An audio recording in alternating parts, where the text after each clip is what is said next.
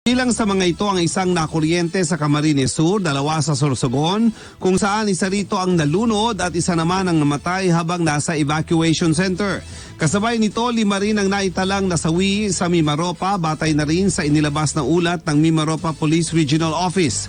Kinilala ang mga ito bilang sina Ildefonso Reyes de los Santos, Jesse Santos, Efren de Guzman, Cueto, Dominador Motol Lazo na pawang mga residente ng Oriental Mindoro at isang Bernabe Minay, Lundag na residente naman ng Marinduque. Samantala, isa naman ang napaulat na nasawi sa Ormoc City dahil sa matinding pinsalang tinamo nito sa katawan matapos mabagsakan ng malalaking puno.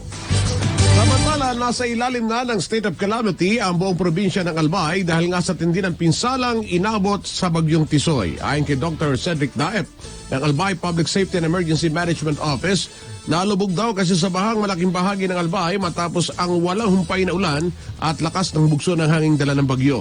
Paliwanag niya, naipasa na ang sangguniang panlalawigan ng resolusyon kung saan maaaring magamit na ng lokal na pamahalaan ang 30% sa 5% ng calamity fund ng probinsya para sa disaster response and recovery activities. Samantala, patuloy pa rin namang inaalam ng mga otoridad ang kabuang halaga ng pinsala ng bagyo sa Albay.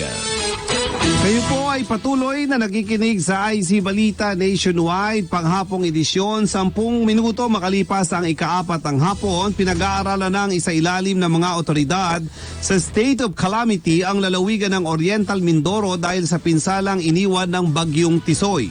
Ayon kay Vincent Gahol ng Oriental Mindoro PDRRMO o Provincial Disaster Risk Reduction and Management Office, ito ay upang magamit ng otoridad ang emergency funds para magamit na ayuda sa mga nasirang pananim.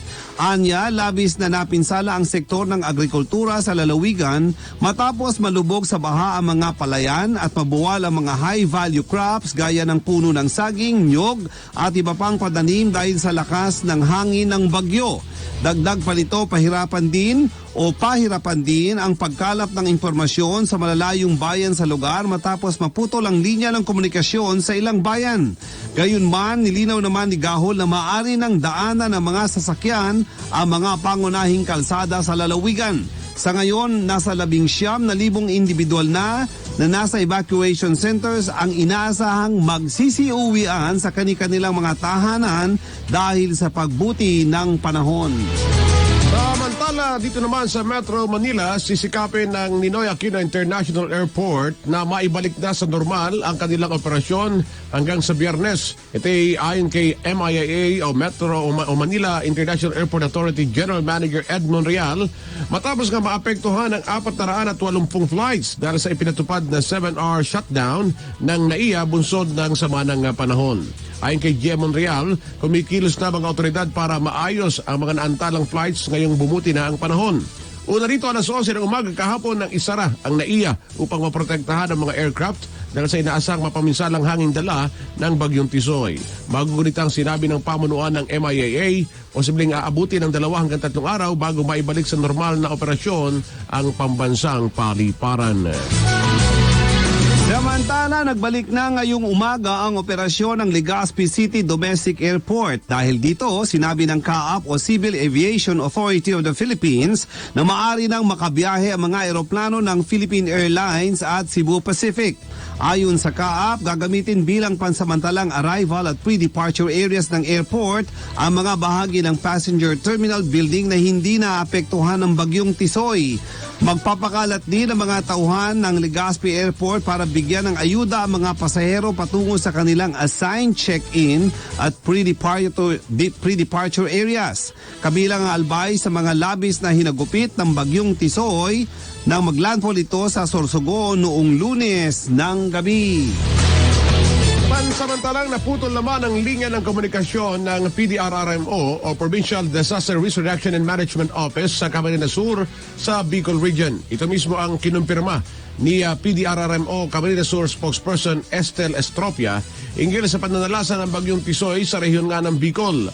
Ayon kay Estropia, ito ang dahilan kaya't nahihirapan silang kumalap ng impormasyon hinggil sa sitwasyon at kalagayan ng mga munisipyo at barangay sa lalawigan. Nahirapan ho kaming kumuha ng status ng mga munisipyo at saka barangay kasi kung nabalitaan niyo po, cut ho yung aming cellular receptions dito sa Kamsur. Ganun din po sa internet. Dagdag pa niya, kasalukuyan ding inaayos ng mga otoridad ang mga naputol na linya ng kuryente matapos kang mabuwalan ng ilang mga poste dahil sa sobrang lakas ng hanging dala ng bagyong Tisoy. Ay, malakas ho yung hangin nitong si Tisoy eh. So marami ho yung naputol na puno at saka mga natumbang poste. Kaya rin ho siguro yung signal ho namin kahapon ay kinut off muna ni Smart at ni Globe. Currently, sir, isa pa ho yan. Currently, province-wide, hindi pa rin ho na ibabalik yung linya ng kuryente. Ang tinig na Provincial Disaster Risk Reduction Management Office Camarines Sur spokesperson Esther Estropia sa panayam ng DWIZ. Ang oras po natin, 14 na minuto, makalipas ang ika-4 ng hapon, tuloy-tuloy na balitaan. Wala pa rin kuryente ang 14 na bayan sa Oriental Mindoro matapos hagupitin ng bagyong Tisoy. Ayon kay Oriental Mindoro PDRMO Head Vincent Gahol, ilang lugar pa lamang sa Oriental Mindoro ang nagkaroon muli ng power supply. Kasabay nito ay pinatupad ni Gahol na ubra na ring daanan ang ilang lansangan at tulay matapos ang clearing operation sa mga ito kahapon. Labis na namang naapektuhan ng bagyong Tisoy ang sektor ng agrikultura sa nasabing lalawigan. Samantala, panahon na raw para maisabatas ang Evacuation Centers Bill. Ito naman ang muling iginiit ni Bayan Muna Party List Congressman Carlos Zarate sa gitna ng pananalasa ng bagyong Tisoy sa bansa. Para sa bansa sa pananalasa ng mga darating pang bagyo. Sa ilalim ng House Bill 5259, layunin nito na magtatag ng ligtas na lugar para sa mga magiging biktima ng kalamidad. Ang panukalang evacuation centers ay dapat na typhoon, earthquake at disaster resistant at malayo sa mga tent cities at mga open spaces na posibleng pagmulan ng iba't ibang uri ng sakit. Binigyan din ni Zarate na sa ilalim ng nasabing panukala, maiiwasan ang paggamit ng mga eskwelahan at mga multi-purpose halls bilang evacuation center na kadalasang nakatayo pa sa mga danger-prone areas. Sa oras na maging ganap na batas, itatayo ang mga evacuation centers sa bawat syudad at lalawigan sa bansa na magsisilbing command center para sa disaster response. 16 na minuto makalipas sa ika-4 ng hapon, dumako naman tayo sa report ng ating mga patrol. DWIZ Patrol number 17, ang GSIS ay tutulong daw sa mga miyembrong naapektuhan ng bagyong Tisoy. Kasunod ng pananalasa ng bagyong Tisoy sa ilang bahagi ng bansa, tinyak ng Government Service Insurance System o GSIS na mapapahiram nila ng pera ang kanilang mga miyembro na nasalanta ng bagyo. Sa ginanap na briefing sa Malacanang, sinabi ni Leopoldo Casio Jr., Vice President, Marketing, Underwriting and Claims Office Insurance Group ng GSIS, 20,000 pisong loan ang kanilang mapapahiram sa lahat ng kanilang mga apektadong miyembro. Kinakailangan lamang aniya na kumuha ng request mula sa sanggunian na magsisilbing katibayan ng mga maglulon na kanilang miyembro na kung saan ay naroon din ang kanilang tirahan o nakalagay din ang kanilang address na apektado ng kalamidad. Paliwanag dito, ang 20,000 pesos na loan ay maaaring bayaran ng 3 taon na may 8% interest. Siniguro pa nito na agad mapapahiram ang nangangailangan nilang miyembro sa pamamagitan ng kanilang priority lane bilang tulong na rin sa ating mga kababayan para sila ay muling makabangon at makapagsimulang muli ng kanilang pamumuhay. Ito si Patrol 17 Chopel Peleño nag-uulat sa impilang may toro lakas, DWIZ. Samantala, sa ilang pang mahalagang balita, rekomendasyong i-extend ang martial law, huli na raw ayon sa isang mambabatas o kongresista. Talye, Patrol 7, Jill Resontok. Hindi pa naiintindihan si Makabayan Black Congressman Carlos Zarate sa naging mungkahin Defense Chief na Rosana na wala ng extension ang batas militar sa lugar ng Mindanao. Sabi itong si Zarate na mas itong huli na ang naturang rekomendasyon ni Lorenzana kay Pangulong Duterte na huwag nang ituloy o extension ng martial law sa lugar ng Mindanao.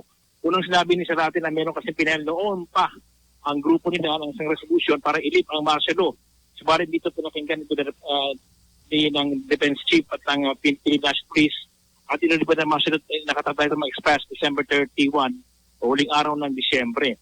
So proseso naman sinabi ni Zarate na wala na pangangailangan na mag-submit ng resolution sa Congress para mapahinto na ang Marcia daw sa huling araw ng Disyembre. Then automatic daw na kapag nag-lapse na ang date ng extension ay wala na ang batas militar sa lugar ng Mindanao. Ito si Patrol 7 na Jill Rason nag-ulat sa Himpina Mito ng DWIZ. Oras natin 19 na minuto makalipas sa ika-4 ng hapon. Magbabalik po ang IC Balita Nationwide panghapong edisyon. Makaraan ang ilang paalala. Ang oras na ito ay hatid sa inyo ng Gym Kapitan. Kayang-kaya mo yan. IC Balita. IC Balita Nationwide. Inuman na kasama ang tropa. Huwag kalimutan ang kapitan ng inuman. Gin Kapitan. Sarap ng init at hagod na kayang-kayang kapitan. Para sa tropang walang iwanan. Kapit-kapit lang. Gin Kapitan. Kayang-kaya mo yan. Drink responsibly. Good deals happen only at Isuzu Gen Cars. Isuzu Gen Cars, after sales quality service. Isuzu Gen Cars, expert mechanics to deal with your car problems. Isuzu Gen Cars, the trusted name for Isuzu car dealership. Isuzu Gen Cars dealership are Isuzu Makati, Isuzu Batangas, Isuzu San Pablo, Isuzu Legazpi, Isuzu Naga, Isuzu Batangas City, and Isuzu Santa Rosa. Gen Cars Incorporated, 40 years of sales and service excellence. Check out the all-new Isuzu MUX RC4E diesel engine to the nearest Isuzu Gen Cars dealership. For more details, visit and like our Facebook page to get the latest events and happenings.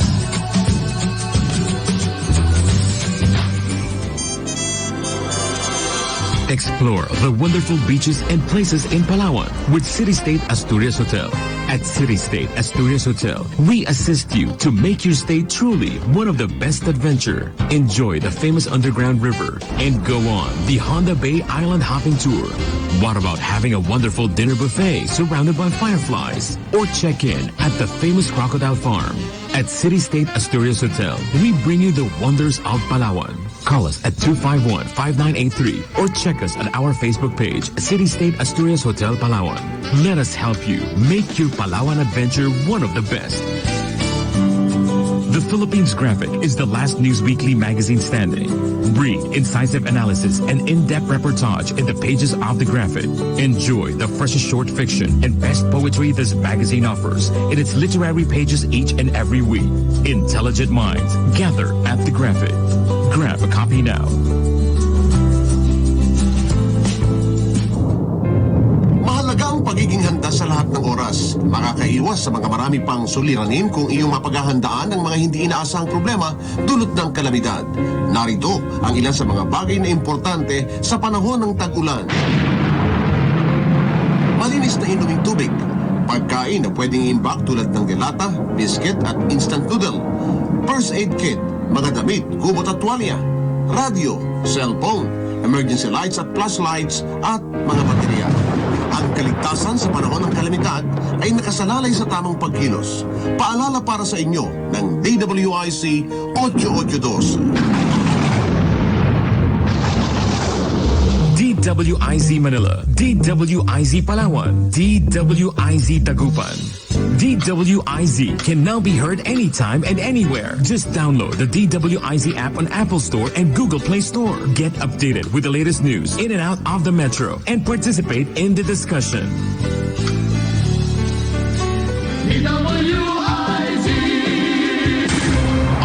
IZ Balita. IZ Balita Nationwide.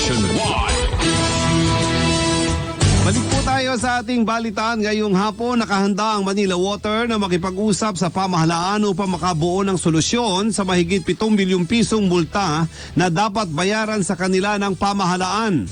Ang kompensasyon ay napanalunan ng Manila Water sa Singapore-based Arbitration Court dahil sa di umano'y paglabag ng pamahalaan sa probisyon sa kanilang concession agreement. Ayon sa Manila Water, bago pa man naisa publiko ang ruling ng Arbitration Court, nakipagkita na si Manila Water Chairman Fernando Sobel de Ayala kay Finance Secretary Carlos Dominguez para sabing handa silang bumuo ng katanggap-tanggap na sistema ng implementasyon ng court ruling. Maliban sa Manila Water, nanalo rin ang Maynilad Water Services at mahigit sa 3 bilyong piso naman ang dapat bayaran sa kanilang multa ng pamahalaan. Kaugnay ng ulat na yan, malaki ang tsansa na imbestigahan ng Senado ang kontrata ng 2 water concessionaires sa pamahalaan. Ito ay kaugnay ng naging babala ni Pangulong Rodrigo Duterte sa Maynilad at Manila Water na pakakasuhan niya mga ito ng economic sabotage. Ayon kay Senator Francis Tolentino, malaki ang posibilidad na magkasa sila ng Senate inquiry hinggil sa questionabling kontrata ng mga nasabing concessionaire sa pamahalaan. Una rito, ikinairita ng Pangulong Duterte ang desisyon ng Permanent Court of Arbitration na nakabase sa Singapore kung saan pinagbabayad nito ang pamahalaan ng mahigit 3 bilyong piso sa Maynilad at 7 bilyong piso naman sa Manila Water. Kasabay nito sinabi naman ni Justice Secretary Menardo Guevara na nanganganib na matalo ang pamahalaan dahil ipinagbabawalan niya sa 1997 Concession Agreement na makialamang gobyerno sa pagtatakda ng singil sa tubig at maaring pagmultahin ng gobyerno sakaling mamagitan ito sa pagtatakda ng singil sa supply ng tubig. Tuloy-tuloy na balitaan sa iba pang mga balita, inirekomenda ni Defense Secretary Delfin Lorenzana sa Pangulong Rodrigo Duterte na huwag nang palawigin pa ang martial law sa Mindanao. Ayon kay Lorenzana na ipadala na niya sa Office of the President ang kanyang rekomendasyon. Sinabi ni Lorenzana na ang kanyang rekomendasyon na huwag nang palawigin ang martial law ay para sa buong Mindanao. Tiniyakan niya sa kanya ng Armed Forces of the Philippines na natapos na nila ang kanilang mga operasyon laban sa mga terorista at kaya na nilang panatilihin pa ang kapayapaan sa Mindanao kahit walang martial law. Sa kabilang dako, itinalaga na ng Pangulong Rodrigo Duterte si Lieutenant General Gilbert Gapay bilang susunod na Commanding General ng Philippine Army. Ito mismo ang kinumpirma ni AFP o Armed Forces of the Philippines General Noel Clement kung saan nakatagdang papalitan ni Gapay si Lieutenant General Macairog Alberto na nakatagdang magretiro na sa Biyernes, December 6. Si Gapay ay kabilang sa PMA Class C nagtala noong 1986 kung saan dati rin itong nanilbihan bilang pinuno ng Southern Luzon Command. Para naman sa ating Ronda Provincia sa mga balita, tanggapin natin ang ulat mula kay Ronald Domingo, Ilocos Norte, Barangay Poblacion, Burgos, Ilocos Norte, nanalo sa search for outstanding volunteers sa national level. Ronald! Nagbigay tugay si Governor Macho Marcos Manotok sa pagkapanalo ng Barangay Poblacion sabay ng Burgos, Ilocos Norte sa search for outstanding volunteer na itinagawa ng Philippine National Volunteer Service Coordinating Agency. Ayon kay Ginoong Hasler Garambe ng Environment and Natural Resources Office, ang kanilang tanggapan at ang tanggapan ng gobernador ang nag-nominate sa area o Awan Rugityante Aglawlaw, Poblacion na programa ng nabanggit na barangay sa pamumuno ni Punong Barangay Judy Jimenez sa nasabing patimpalak. Hinggil dito, inihayag niya na isang gobernador sa mga pinakamasaya sa paggamit ng barangay poblasyon sa nasabing parangal. Sinabi niya na kinilala ng gobernador ang nasabing programa ng barangay poblasyon na isa sa mga mahigpit na sumusuporta sa kanyang programa na narimak na aglawlaw. Nang ibig sabihin ay maaliwalas na kapaligiran. Itialam ni Garande na inasang maibibigay ang nasabing parangal sa darating na 16 ng Disyembre sa Kongreso. Kaugnay nito, sinabi nung nabanggit na punong barangay na gagawin niya ang lahat upang mahabol niya ang nabanggit na petsa dahil siya ay kasalukuyan na kabakasyon sa Estados Unidos. Ayon ang nakalap na balita mula sa bayan ng Burgos, lalawigan ng Ilocos Norte. Ito si Patrol Ronald Aydon Domingo. Nagulat para sintilang may tudong lakas, DWIZ. IZ Balita. IZ Balita Nationwide. Mga balita sa labas ng bansa. Sa ating foreign news, iginiit ng ilang miyembro ng US Congress ang matibay at overwhelming na mga ebidensya ng misconduct laban kay US President Donald Trump. Nakasa din sa Trump-Ukraine Impeachment Inquiry Report ang napakarami ring ebidensya ng obstruction of Congress laban kay Trump. Bago inilabas ang draft report ng impeachment, binanata ni Trump ng Democrats na nasa likod ng impeachment trial at sinabing ito ay walang kwenta. Ilang beses na rin itinanggi ni Trump na kaniyang pinaiimbestigahan ang katunggali nitong si dating US Vice President Joe Biden nang tawagan niya ang Pangulo ng Ukraine. Balitang Pampalakasan.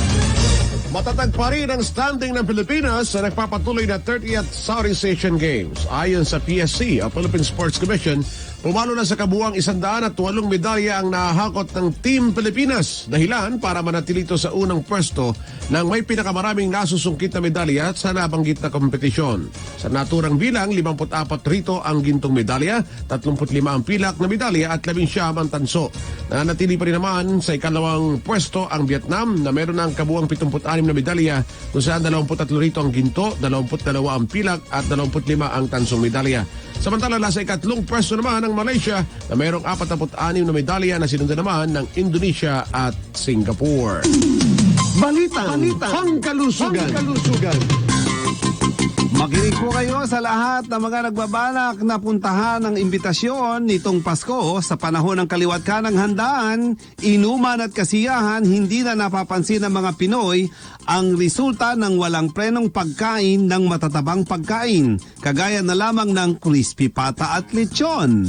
Sarap niyan, my God. Mga pagkaing matatamis. Pati na ang pag-inom ng alak, lalo na ngayong panahon ng Kapaskuhan. Ayon sa mga eksperto, ito ang pangunahing sanhi ng heart attack, stroke o ischemic heart diseases o ang pagkitid o di kaya'y pagbabara ng daluyan ng dugo patungo sa puso. Payo ng Health Department para maiwasan ito, gawing balanse ang mga ihahandang pagkain at isama sa listahan ang gulay at prutas. Matulog din ang sapat at planuhin ng mas maaga ang mga Christmas activities para maiwasan ang stress. Huwag ding ipagpaliban ang mga nakatakdang check-up. Iwasan na rin ang masamang bisyo at huwag sabihin ang bahala na pagdating sa usapan ng pangkalusugan. Balitang Showbiz. Isa raw unforgettable birthday celebration na nangyari sa aktor na si Jack Roberto. Ito ay dahil kapiling ni Jack ang kanyang girlfriend na si Barbie Forteza sa kanyang 26th birthday sa Sapporo, Japan. Nag-post ng kanilang sweet photo sina Jack at Barbie sa kanilang pamamasyal sa Japan bilang bonding time kung saan mas sweet moment ang dalawa sa Sapporo Clock Tower bago ang dinner sa Yakiniku, Tokyo. Si Jack ay 26 years old na at halos 2 taon na ring in relationship kay Barbie Forteza. At yan po ang kabuuan ng IC Balita Nationwide ngayong hapon. Muli balikan natin ang ating mga nagbabagang headlines. Bagyong Tisoy, palabas na ng Philippine Area Responsibility mamayang gabi o bukas. Ilang lalawigan sa Northern Luzon, Visayas at Mindanao nakaranas ng malalakas na pagulan ngayong araw na ito. Department of National Defense inirekomendang wag nang palawigin ang martial law sa Mindanao.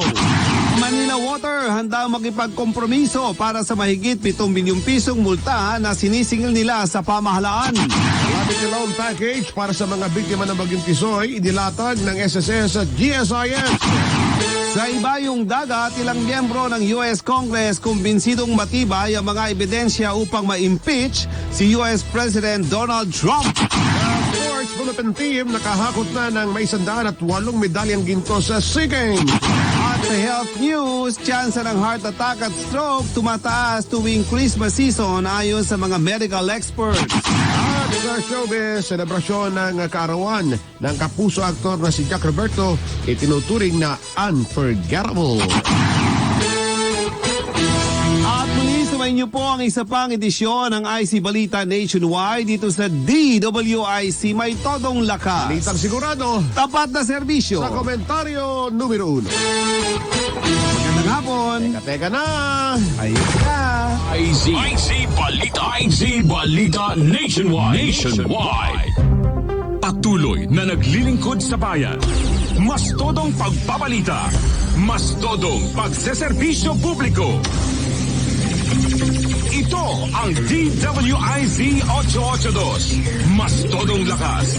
Mas pinakinggan ng buong bansa. DWIZ 882. Tapat na serbisyo hatid namin sa inyo sa mga programa. Radyo, klinika, balita na, serbisyo pa. Pulis at your service. Senior Citizens Forum. Mr. Taxman.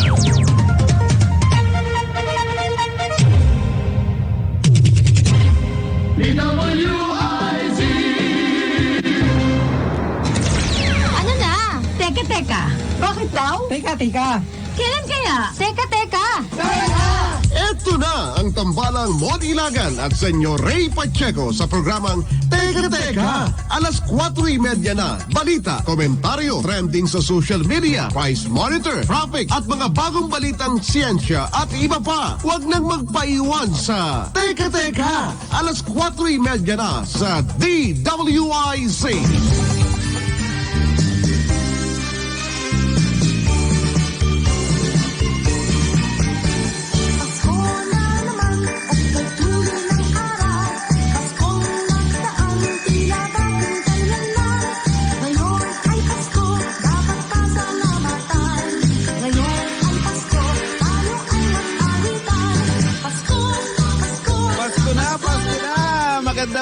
Magandang hapon po sa inyong lahat. Kayo ay nasa programang Teka. Oras natin alas 4:34. Ngayon ay araw ng Miyerkules. Today is December 4, the year of our Lord 2019. Kamusta po kayo matapos ang bagyong Tisoy? Nako, siguro especially yung mga nasa Samar at yung nasa Kabikulan, no, Catanduanes, Legazpi.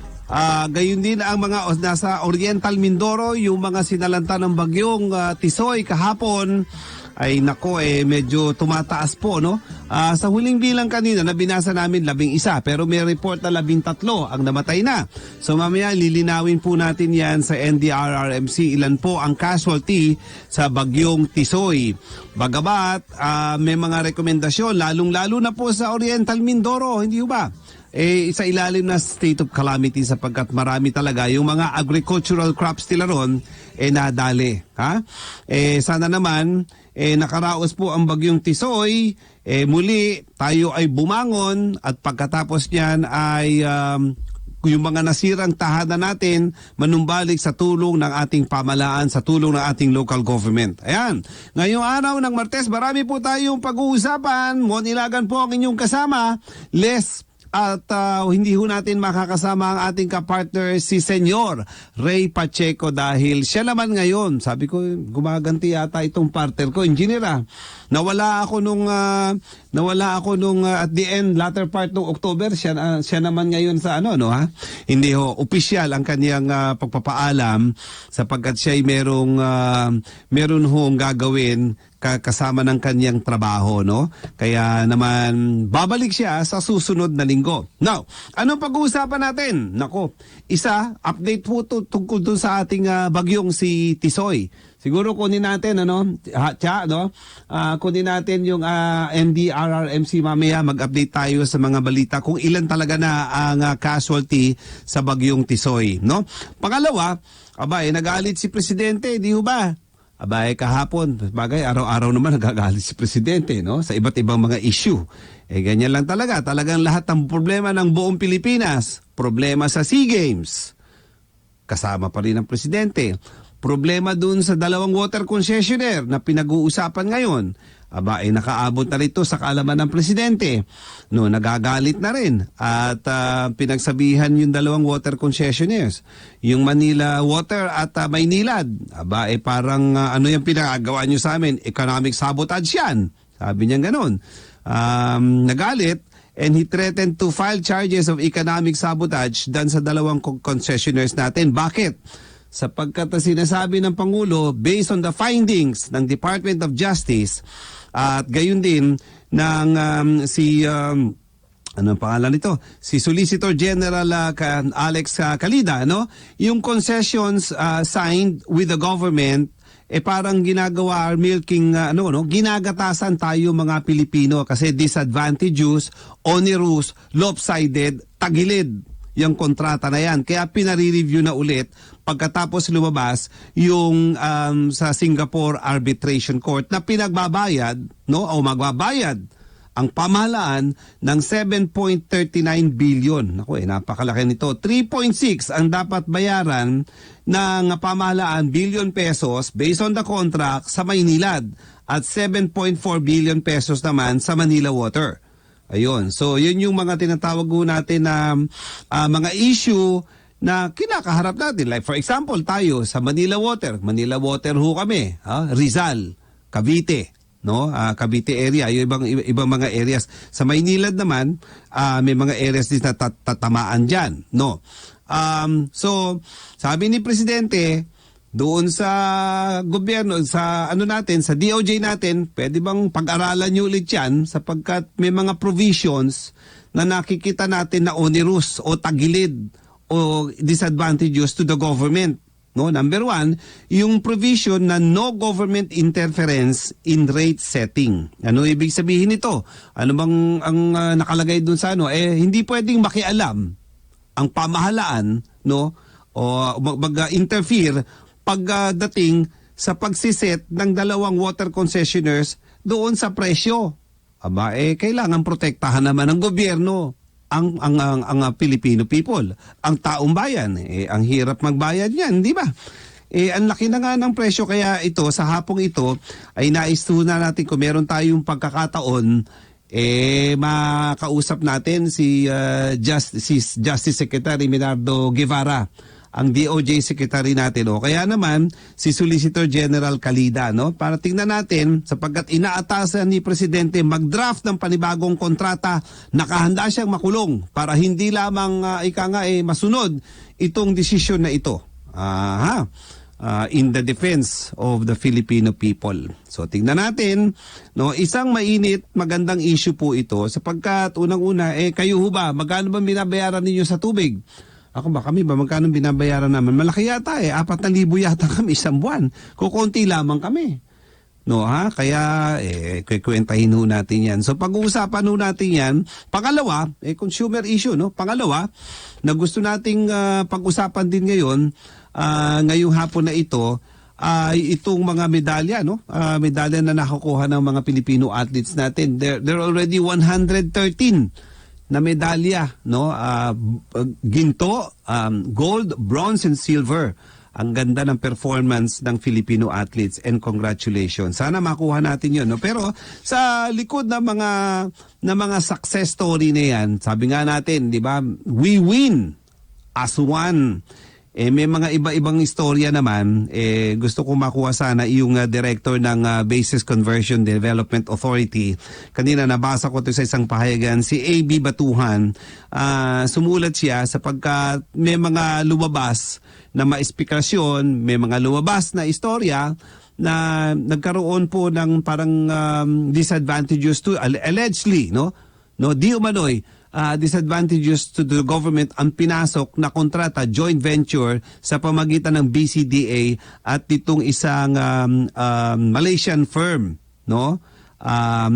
Itong si anong pangalan nitong MTD Capital Berthad, yan. So Malaysian firm po ito na pumasok sa kontrata at sinasabi mukhang nalugi yata, mukhang talo yata ang gobyerno, another onerous joint venture agreement po ito. Kaya mamaya ho, malalaman natin. Pero sa pagkakataong ito, alamin na muna natin ang masipag na tagapagsalita na pag talagang tinatawagan namin ay naririto po at katulong ho natin, nagbibigay ng informasyon. Ang tagapagsalita po ng National Disaster Risk Reduction Management Council or NDRRMC, ang walang kapagurang si Mark Timbal. Mark, magandang hapon muli.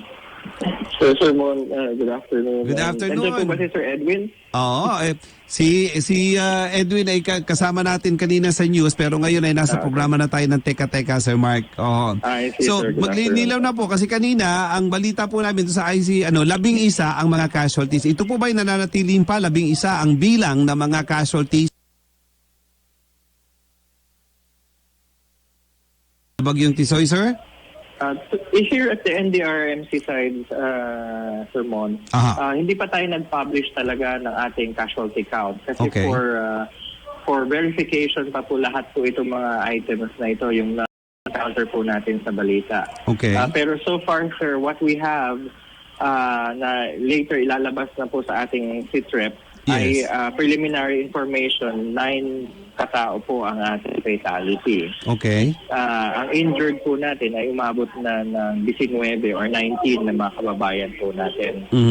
These are from Mimaropa or Region 4B, Region 5 at saka Region 8. Okay.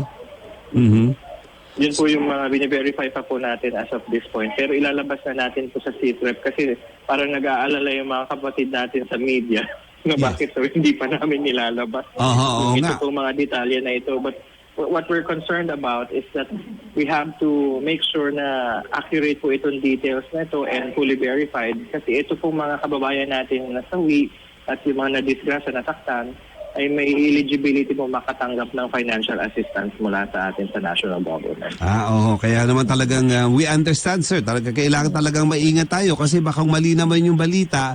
Kaya nainisip ko kanina parang malaki yung discrepancy kasi officially nilabas yung pa ngayon siyam ang fatalities. Pero yung kanina siguro with the other sources po naman 11, yung isa naman 13. So kaya we wanted to find out saan ho talaga kung ilan po talaga, no? So anyway, Sir Mark, any other new news as far as the RRMC is concerned? Yes, Sir Mon. Gumaganda na po ang panahon dito po sa ating archipelago. Kaya tuloy po ang nagaganap ng mga damage assessment natin. Sa kasalukuyan nga po si Yusek Ricardo Halad, our Executive Director for NDRMC, ay nandiyan sa Bicol region po, nagko-conduct na po ng aerial inspection dun sa mga areas na naapektuhan. Okay. Yung nakita po nating preliminary observations itong mga damage assessors natin, yung common po na iniiwang damage or pinsala ng malalakas na bagyo, yun din po ang iniwan ni Bagyong Tisoy. Okay. Yung mga natumbang puno, mga nasirang kabahayan, mga nilipad na bubong, nagkaroon din po ng pagkasira yung dyan po sa Legazpi City Domestic Airport at ngayon po inaasikaso na ito ng ating pamahalaan para maisaayos po yung airport na yan. Yung nagkaroon din po ng mga road blockages dahil nagkaroon po ng mga maliliit na landslides na humambalang sa daan.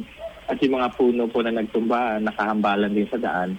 Pero dahil po nagpreposition tayo ng mga DWIZ personnel and equipment po natin, nung lumipas po yung bagyo, naglian po nag-conduct ng clearing operations. Kaya we're expecting within the next 24 hours, naialis na po yung mga nakahambalan sa daan na tuloy-tuloy na po yung biyahe.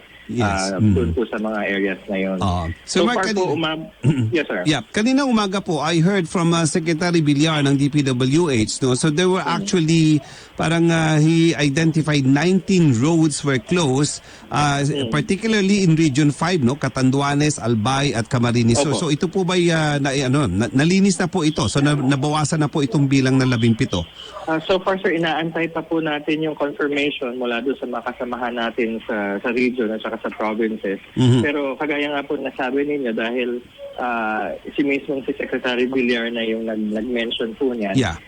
Ibig sabihin po niya na ina-action na po yan currently nitong mga kasamahan natin. So ang amin po expectation dahil nandun na nga po sila sa area bago pa mangyari yung pagkakaroon ng bagyo, mabilis po maaalis yan. Baka po within the next 24 hours, baka wala na po talaga yung road blockage. Yes, sir.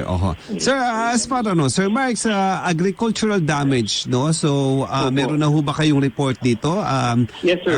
Magkano po ang damage to agriculture? And mostly ang what computation crops? Po, ang computation po ay nagpapatuloy kasi yung ating po mga kasamahan na nag-iikot, preliminary observations pa lang po. Ito yung parang, yung tinitingnan pa lang po yung mga damages na nangyari. Yes. Ang naitala po natin, lalo na po sa area sa Mindoro, yung mga fish ponds po doon sa area, yung aquaculture po doon, naapektuhan po ng bagyo. Meron pong mga napatay na mga livestock nito dahil po sa tindi ng dumaang bagyo at mga nasirang pananim and fruit-bearing trees. Yes. Kaya po yung mga kasamahan nating agricultural assessors, sinusukat na po kung magkano yung aabutin nitong damages na ito. At sa Mindoro pa lang po itong binabanggit ko. Hindi pa po kasama yung ongoing assessments dun po sa Samar, sa Bicol, and other areas of Calabarzon na dinaanan talaga ng mata. Kasi po yung mata ng bagyo talaga yung pinakamalakas po na hangin yung nandyan sa nakapaligid niyan. Kaya yung mga hardest hit areas po, yun po yung dinaanan talaga ng mata. So far po, Sir Mon, nag-uuwian na rin yung iba nating mga kasamahan na kababayan na nag-evacuate. Kasi pumayapa na po yung sitwasyon doon sa kanilang mga area. Umabot po ng more than 300,000 na mga kababayan natin ang nag-evacuate in view of storm Tisoy. At ito pong mga kababayan natin, majority of that mga preemptive evacuation po talaga yung naganap. Kaya naialis natin sila sa mga mapapanganib na lugar. I see. Okay. So just one last Sir Mark, no. Ang PDRRMO ng Oriental Mindoro ay maging si Governor, no, ay I think nagre-request sila para gumawa po yata ng isang resolution pa na sa ilalim under the state of calamity because marami ho sigurong damages to agricultural crops, ano, pati ho yung mga infrastructure. So is the NDRRMC will support that? Meron ba kayong report? Kapag nakapagawa po sila ng resolution yan, i-elevate po nila sa regional council yan tapos ida-akyat po sa amin dito sa NDRMC. Okay. Once po na-confirm po ang receipt of the declaration, yung local government po ay ma-access na nila yung calamity funds nila at pwede na po kaagad nilang magamit. I see. Ito po, ito pong ganitong mga hakbang po ng local government ay sinusuportahan po natin yan kasi sila ang nakakaalam kung ano po yung sitwasyon doon sa ground at kung ano po yung mga kailangan nila. Yung pondo na magagamit from the calamity fund, yun po yung makakatulong sa pagbili ng mga pinakailangan nilang mga materyales o mga kagamitan para dun sa mga kababayan natin. And as part of the relief and rehabilitation na rin po. Okay. So, Sir Mark, maraming salamat po. Thank you for joining us sa program Teka Teka sa DWIZ. Thank you, Sir Mon. I hope to see you soon in better times. Sige po. Maraming salamat. Thank you very much. Ayan, mga kaibigan, kasama po natin kanina si Ginoong Mark Timbal, ang tagapagsalita ng National Disaster Risk Reduction Management Council or NDRRMC. Napaka-effective nila sapagkat talagang isang tawag mo, talagang makakakuha ka ng mga information at naililink to doon sa mga agencies, sa mga grupo, organization, maging sa mga kababayan natin, mga impormasyon na kinakailangan po ng ating mga kababayan. Okay, so oras po natin alas 4:50 ng hapon. Kayo po ay patuloy na nakikinig sa programang Teka Teka. Magbabalik po si Mon Ilagan, makalaan po ang ilang paalala. Teka Teka, alas 4:30 na. Ang may plano sa buhay, may mararating na ginhawa. Mag-turn of plans ka.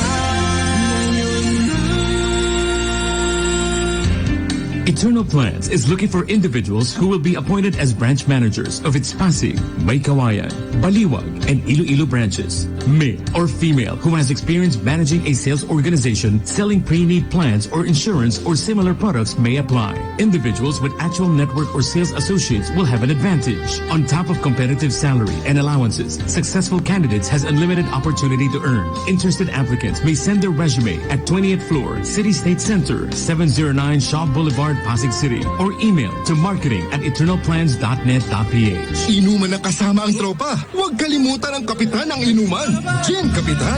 Sarap ng ining at hagod na kayang-kayang kapitan. Para sa tropang walang iwanan. Kapit-kapit lang. Gin Kapitan. Kayang-kaya mo yan. Drink responsibly. The Philippines Graphic is the last news weekly magazine standing. Read incisive analysis and in-depth reportage in the pages of the Graphic. Enjoy the freshest short fiction and best poetry this magazine offers in its literary pages each and every week. Intelligent minds gather at the Graphic. Grab a copy now. Teka Teka, alas 4:30 na.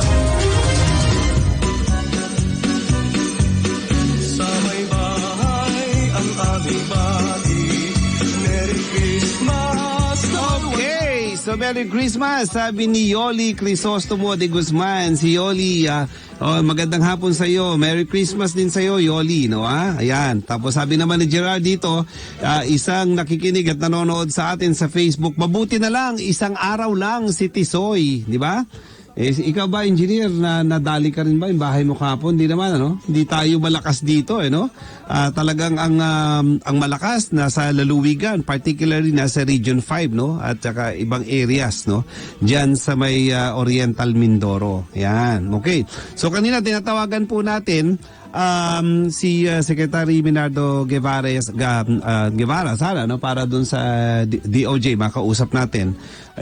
Ngayon ang Manila Water pinatatawagan ko rin ang Maynila, ayaw na muna nilang magbigay ng statement, gusto na muna nilang manahimik. Ano kaya ito? Baka hindi kaya ito natakot o parang medyo nag-iisip sila na naman anong strategy na naman ang kinakailangan, no, ha? Kaya magandang issue po itong ating tinatalakay at tinatahak ngayon sapagkat it involves the Filipino people, no? Now, isa pa yung mga tungkol dito sa usapin ng budget ngayon, mga nagtatanong, maaaprubahan ba itong budget natin? Well, pinakukuha natin si Congressman Joey Salceda, no, sa Ways and Means Committee ng House of Representatives sapagkat yun pong budget na inapprove ng House at saka Senate, bicameral na sila ngayon, bicameral conference committee. Pagkatapos to maghaharap na sila yung mga disagreeing provisions dun sa 4.1 trillion budget, ito'y maapruba na. Pagkatapos ito, dadali na sa Malacanang. Pagkatapos tuloy-tuloy na huyan, magagamit na huyan para sa susunod in time bago matapos itong taon ng 2019, meron pong budget ang taong bayan, ang Filipino people, no? Lalong-lalo na dun sa build project. Kanina sabi ni DPWH Secretary, no, si Mark Villar, no, there are about mga 540 billion pesos ang budget ng DPWH na hinihingi nila for 2020, no, and part of that siguro yung bulk nito karamihan doon sa continuity o yung pagpapatuloy ng mga build program, kasi out of 75 there were already 9 finished dun sa build program. Kaya sana bago matapos ang termino ni Pangulo, yan naman pinangako niya, tapusin niya, no, para sa taong bayan, yung mga proyekto na yan. So ayon kay House Ways and Means Committee na chairman, si Joey Salceda, umaasa siya na mariresolba na sa BICAM yung issue ng Senado at Kamara sa 4.1 trillion pesos na proposed national budget. So sabi niya, kaugnay nito, sinabi ni Senate Committee on Finance Chairman Sani Angara na ipagpapatuloy sa Biyernes, no, sa Biyernes ang Bicameral Conference Committee para sa naturang pondo para sa susunod na taon. And anya, sa oras na makalusot sa BICAM ang budget, maaari nang ito'y ratipikahan ng Senado at Kamara at ang BICAM report anumang araw sa susunod na linggo. O yan, okay. So, isa pang balita. Alam nyo ba yung DOTR, Department of Transportation, no? Meron ho tayong darating na bagong mga bagon ng tren, Philippine National Railways. Pinabati nito ng DOTR na nagsabi rin ang mga naturang bagong bagon ay bahagi ng kabuang 37 rail cars at 3 locomotives na binili rin ng PNR mula sa Indonesia. Isinakay ang 6 na rail cars sa MVC Challenger at inaasahang darating sa bansa sa December 9. Okay. Ang mga naturang bagon na bubuo sa 2 train set ng DMU o Diesel Multiple Unit ay itatalaga sa rutang Tutuban, FTI, yan, at Malabon, FTI. Kapag naisa lang na sa linya ng tren, inaasahang nasa 18 hanggang 20 ang biyahe nito kada araw. Aba, medyo maganda ito sapagkat alam naman natin kapag kayan tren, yan ang mass transport system talaga, no? Na una-una, mura at pangalawa, mas mabilis. At mababawasan talaga yung lagay ng traffic natin sa kalsada. And unti-unti, no? By next year, unti-unti ipi-phase out naman yung mga luma ng mga jeepneys at saka yung mga buses. Bakit? Siyempre, papalitan na to ng pamahalaan na mas bago, mas may wifi. Ito nga yung inirereklamo ng mga jeepney operators Na sana bigyan pa sila ng pagkakataon dahil yung daw makina ng kanilang kahit na luma, pero maganda naman ang makina ng mga sasakyan na yan, okay pa rin yan. Nasasakyan pa rin yan. Kaya nga lang, unang-unang kalaban natin yan, polusyon. Di ba? Grabe ang usok ng usok, yung mga maiitim na usok na galing sa sasakyan, sa jeepney and mga buses. Kaya